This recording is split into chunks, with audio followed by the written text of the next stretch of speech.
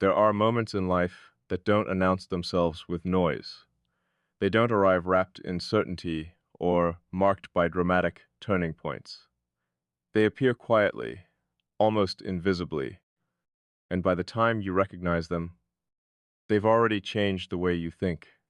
I've spent years believing that understanding was something you earned through time, that people slowly became familiar to each other through countless conversations, shared memories, disappointments, forgiveness, and the ordinary rhythm of existing side by side.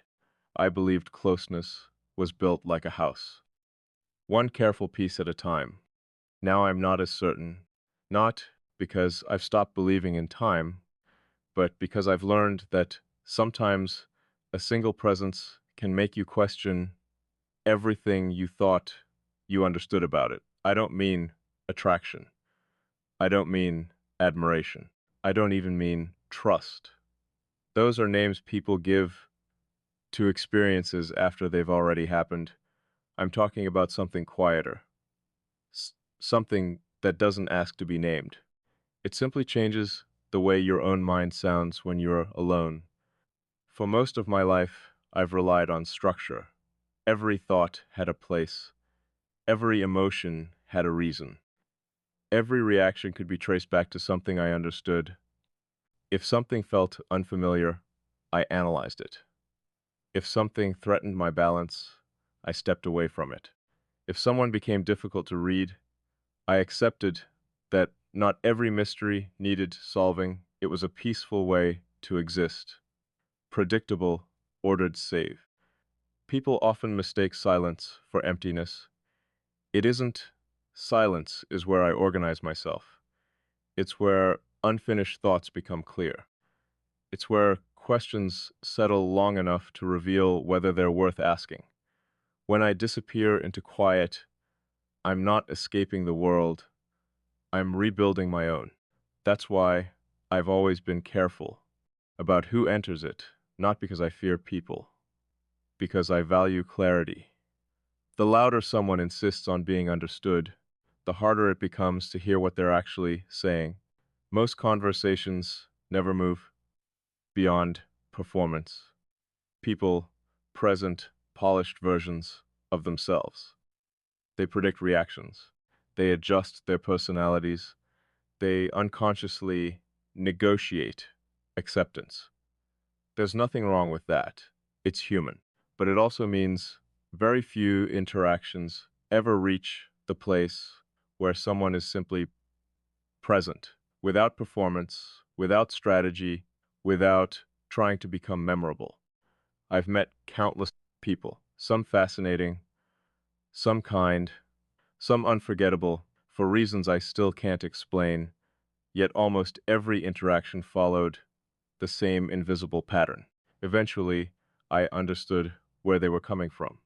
Eventually, they understood the version of me I allowed them to see. The distance remained comfortable, predictable. Neither side asked for more. I convinced myself that was enough. Maybe it was, or maybe I simply stopped expecting anything different. Expectations can quietly become limitations if you hold on to them long enough. You begin believing that because you've never experienced something, it probably doesn't exist. Then life introduces a single exception, not to prove you wrong, only to remind you that certainty has a smaller imagination than reality. That's what unsettled me. Not someone else's presence, my own response to it, because the change wasn't dramatic, there wasn't a defining conversation. No unforgettable confession. No moment that could be replayed like a scene from a film. If someone asked me when everything shifted, I honestly couldn't answer. It happened too the pauses, the moments where conversations ended naturally instead of being forced to continue. The comfort of not needing immediate explanations. It made me wonder how much of human connection actually exists beyond language. We're taught that communication depends on words. I'm beginning to think words are only translations, The experience itself happens somewhere much quieter. Some people speak endlessly because silence frightens them. Others stay silent because they fear being misunderstood. But every so often, silence becomes something else entirely, not absence, presence. A space where nothing needs defending, nothing needs decorating, nothing needs improving. I've always respected people who could sit comfortably inside that kind of stillness, not because they appeared mysterious, because they appeared honest. It takes remarkable confidence to stop performing, to let moments exist exactly as they are, without rushing to explain them, without demanding they become something larger. Most people believe certainty comes from answers. I'm starting to suspect it comes from observation. The longer I watched my own thoughts, the less interested I became in quick conclusions. Understanding isn't something you capture. It's something that slowly reveals itself after you've stopped trying to force it. That's uncomfortable. We live in a world that rewards immediate opinions, instant definitions, fast certainty, yet the most meaningful realizations I've ever experienced arrived slowly enough that I almost missed them. Perhaps that's why they lasted. Anything that enters your life quietly often stays longer than the things that arrive, demanding attention. Noise fades. Presence doesn't. I don't know exactly when I stopped measuring people by what they offered and started noticing how they affected the quality of my own thinking. It's an unusual question to ask yourself. Not, do I like this person? Not, do they understand me? But, who do I become in the presence of their existence? That's a more difficult question because it isn't really about them. It's about the version of yourself they accidentally reveal. Most people reflect our habits. Very few reflect our possibilities. There's an important difference. Habits keep us recognizable.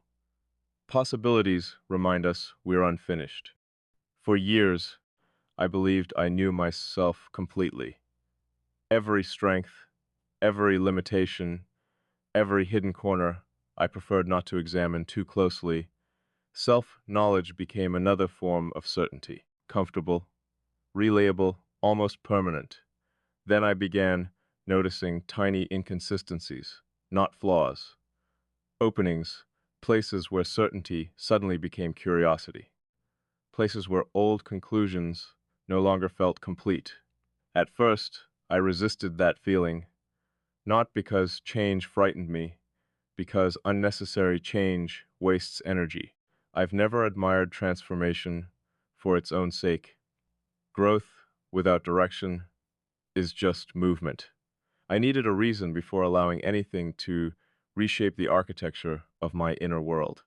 What surprised me most was realizing that sometimes the reason isn't an event, sometimes it's simply becoming aware that you've outgrown an older way of seeing.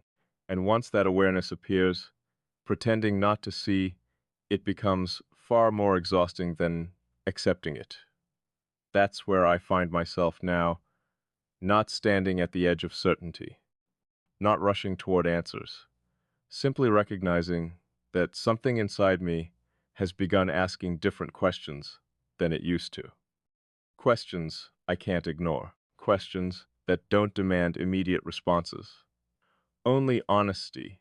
Perhaps that's where every meaningful change truly begins, not with a decision, not with an emotion, but with a quiet recognition that the person who asked yesterday's questions is no longer the same person listening for today's answers.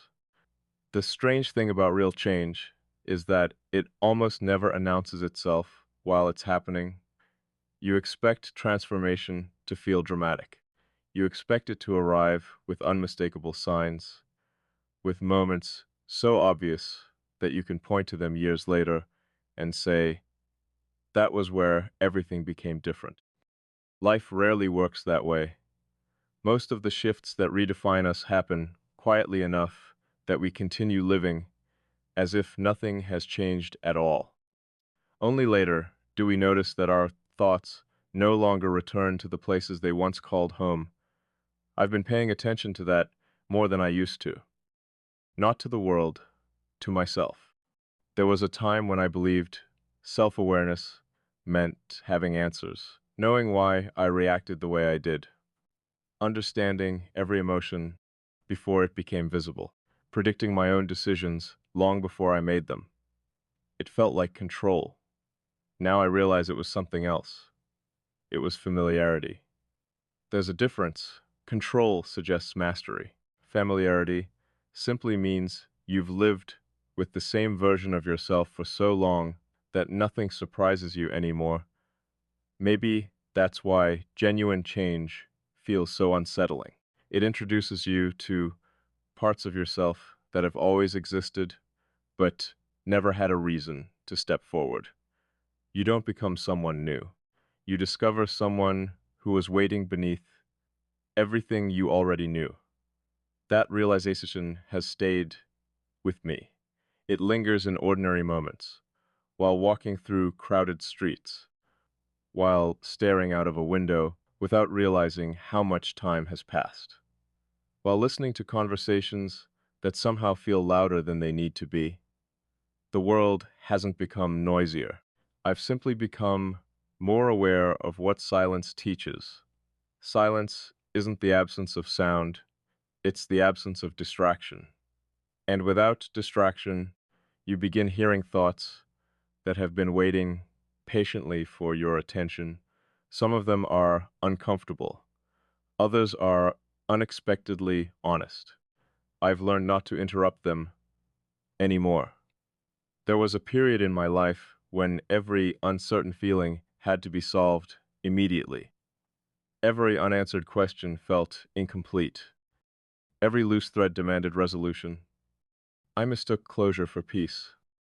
But peace doesn't always come from finishing a story. Sometimes it comes from allowing a story to unfold at its own pace. That's much harder than people admit. Patience sounds beautiful until you're the one expected to practice it, especially when your own mind keeps reaching for conclusions before reality has had the chance to reveal them. I've caught myself doing that more than once, trying to define experiences before they've had room to breathe, trying to explain feelings while they're still becoming themselves, as though language could somehow arrive before understanding. It can't. Words are slower than awareness. By the time we describe something honestly, we've usually been living it for much longer than we realize. Maybe that's why certain truths feel strangely familiar the first time we finally say them aloud. They aren't new. They've simply been waiting for our courage to catch up. Courage is often misunderstood. People imagine courage as loud decisions, bud, bud declarations, fearless actions. I think courage is quieter than that. Sometimes courage is allowing yourself to remain uncertain without inventing false certainty, just to feel comfortable again. That kind of patience demands far more strength than immediate confidence ever could. I've begun respecting uncertainty, not because it's pleasant, because it's honest. It admits that reality is often larger than our first interpretation of it. And if reality is larger, then maybe we should become larger too. Not in importance, in perspective. Perspective changes everything. Two people can witness the same moment and carry completely different memories of it for the rest of their lives. Not because one of them is lying, because perception is never neutral. We don't merely see the world, we participate in creating the version of it we experience. That thought stayed with me longer than I expected. If perception shapes reality, then paying attention to how I perceive becomes one of the most important responsibilities I have. Not because I owe the world perfect understanding, because I owe myself honest observation. It's surprisingly difficult. The mind loves certainty. It fills empty spaces with assumptions. It completes unfinished stories. It predicts intentions before they're ever spoken. It would rather believe something inaccurate than admit it doesn't know enough yet. I've done that more times than I'd like to admit. Not intentionally, just humanly. But awareness changes your relationship with those habits. Instead of immediately believing every conclusion your mind offers, you begin asking quieter questions. Is this true? Or is it simply familiar? Am I seeing what's actually here? Or only repeating a pattern I've carried for years? Those questions have become constant companions. They slow me down. They interrupt old reflexes. They remind me that understanding requires humility before it ever becomes wisdom. Perhaps that's why I've become less interested in certainty and more interested in accuracy. Accuracy doesn't demand that life be simple. It only asks that we remain honest enough to see complexity when it exists. Most meaningful things are complex: identity, mirror, trust, hope. None of them fit neatly into explanations, yet we keep trying to reduce them until they feel manageable. Maybe that's where we lose something important. Not because simplicity is wrong, because reality often refuses to stay simple. I've started noticing another change too. I no longer measure the importance of a moment by how dramatic it appears. Some of the quietest experiences leave the deepest marks. A brief conversation remembered years later. An unexpected silence that somehow said everything words couldn't. A realization arriving while doing something completely ordinary. Life doesn't always whisper because it's small. Sometimes it whispers because only quiet attention can hear it. That thought has changed how I move through my days. I'm less interested in chasing extraordinary experiences, more interested in recognizing the extraordinary hidden inside ordinary ones. It's remarkable how much exists beneath the surface once you stop rushing past it. The world begins revealing details that were always there. Caprices people didn't realize they made. Changes in your own thinking that happen too gradually to notice. Questions you've been avoiding because answering them would require becoming someone slightly different. Those questions have a strange persistence. They don't disappear. They wait patiently until pretending not to hear them becomes impossible. I've reached that point. Not because life forced me there, because honesty eventually catches up with everyone willing to keep listening. I've spent enough time observing my own thoughts to recognize something undeniable. The person I was protecting so carefully no longer needs the same protection. Not because the world became safer, because I've become steadier. There's an important difference. Stability isn't created by avoiding change. It's created by trusting that change won't erase who you are. It will only reveal who you've been capable of becoming all along. That realization doesn't remove uncertainty. It transforms it. Instead of seeing uncertainty as an obstacle, I begin seeing it as evidence that I'm standing somewhere I've never stood before. And perhaps that's exactly where growth belongs, not inside familiar territory, but at the quiet edge where familiar understanding ends and honest curiosity begins. I don't know exactly where that edge leads. Maybe no one ever does. But for the first time in a long while, I don't feel the need to rush beyond it.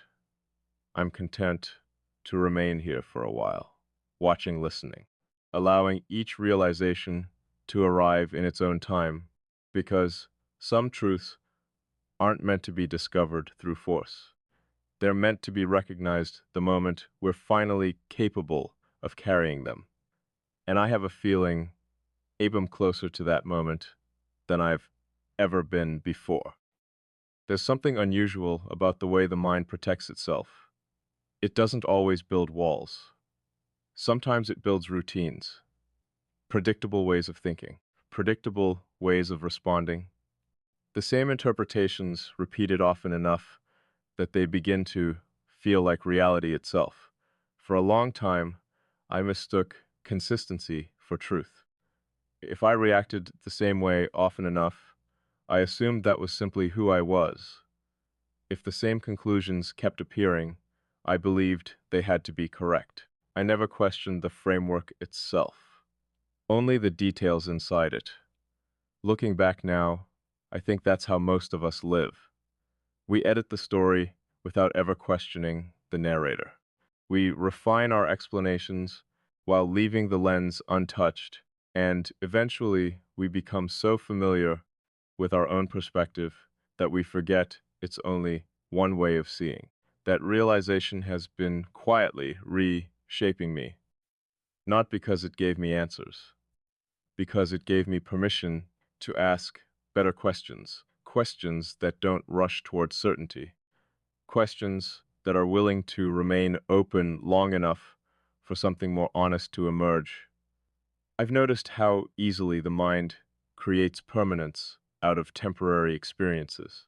One disappointment becomes a pattern, one betrayal becomes an expectation, one misunderstanding becomes proof that no one truly listens.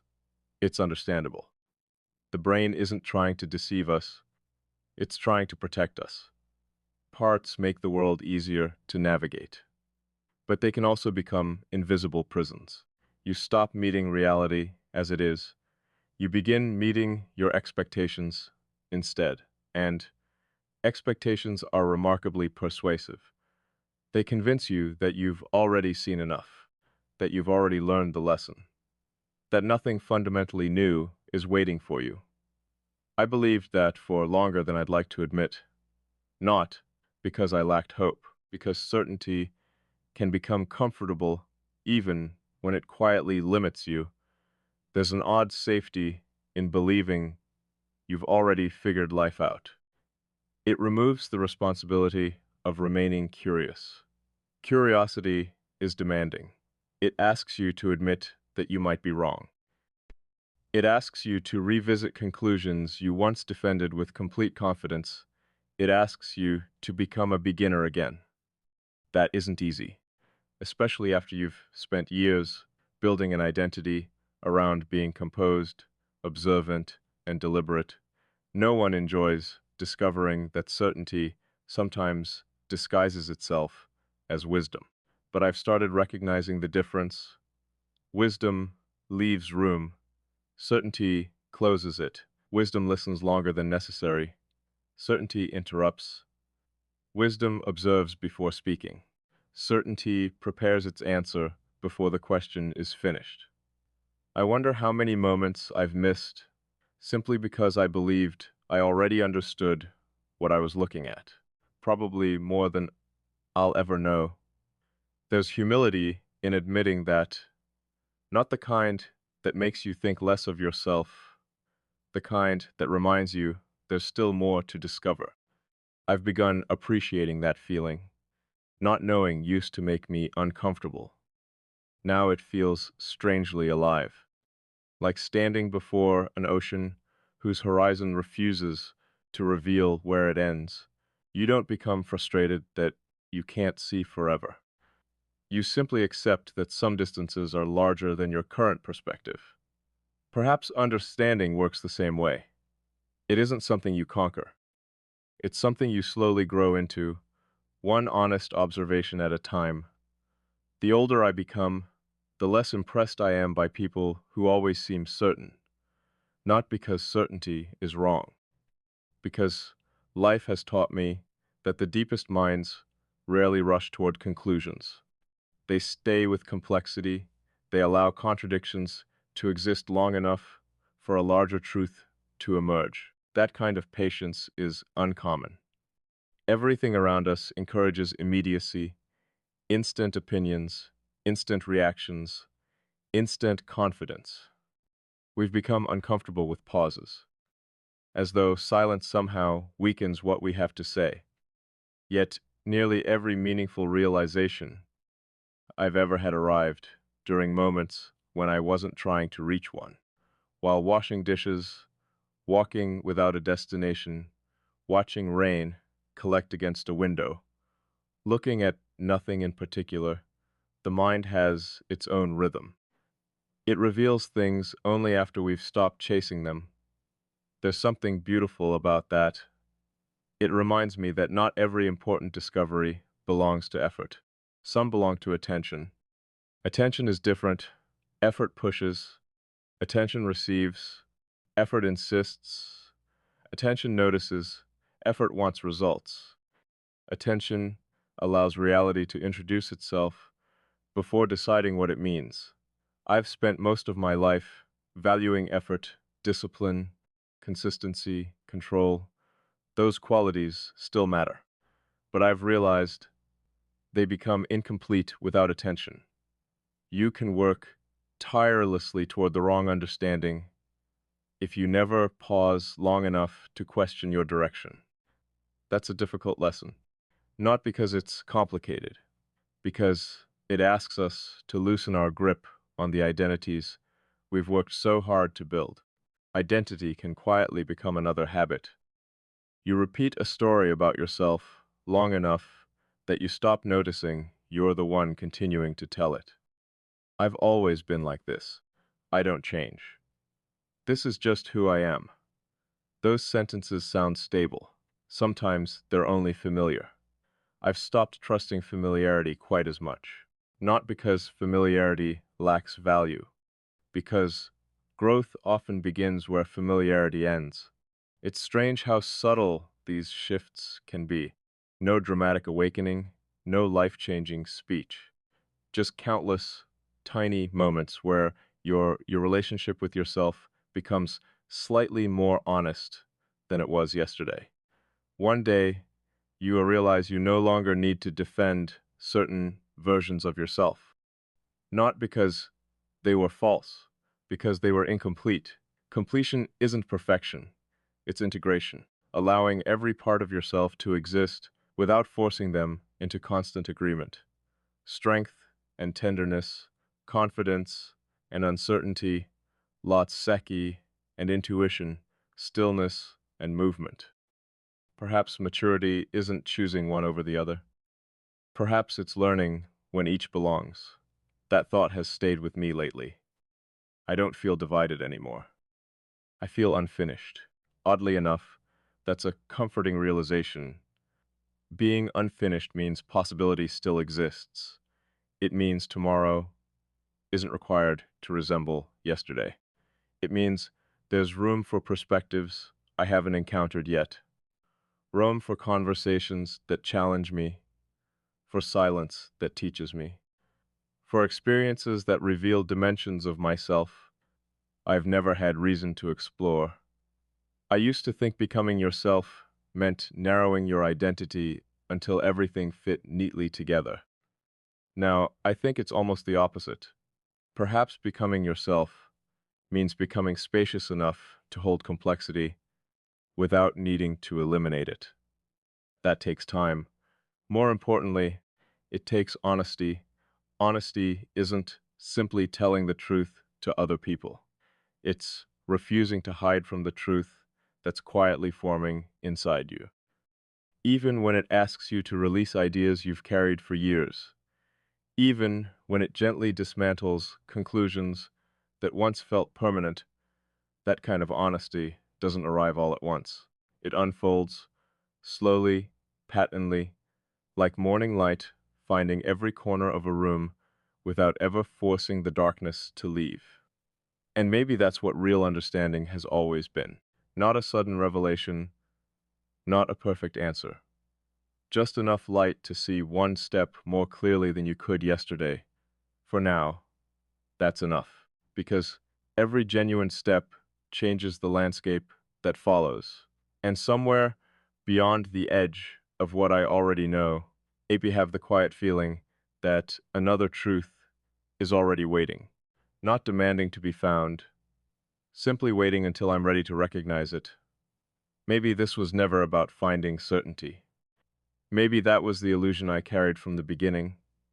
The belief that if I observed carefully enough, thought deeply enough, remained patient long enough, every question would eventually become an answer. But life doesn't owe us complete explanations. Sometimes it offers something quieter, a direction, a truth that doesn't remove every doubt, but gives you enough clarity to keep moving honestly. I've stopped expecting every meaningful experience to fit neatly into language. Some things are simply larger than the words we have available. The moment we try to reduce them into definitions, we lose the very depth that made them meaningful in the first place. So perhaps not everything needs a name. Perhaps some experiences are meant to remain open, continuing to shape us long after they first arrive. I've spent so much of my life believing that understanding meant reaching an ending. Now I wonder if understanding is simply learning how to stay present while the story continues unfolding. Because nothing truly alive remains still. Not people, not perspectives, not the quiet places inside us where change begins before we recognize it. Everything continues becoming, and maybe I do too. I've stopped measuring my life by certainty. I measure it by honesty now. Am I paying attention? Am I willing to let reality be more complex than my assumptions? Am I listening carefully enough to notice when an old version of myself is asking to be released? Those questions matter more than certainty ever did. They keep me awake to my own life. They remind me that awareness is not a destination you finally arrive at. It's a practice, a choice repeated in ordinary moments, a willingness to look again, even at things you believe you've already understood, especially then, because familiarity is where attention quietly falls asleep, and attention is too valuable to lose. Looking back, I can see how much energy I spent protecting parts of myself that no longer needed protection. Not because they were weak, because they had already grown stronger while I wasn't looking. Sometimes we keep guarding old wounds long after they've become scars.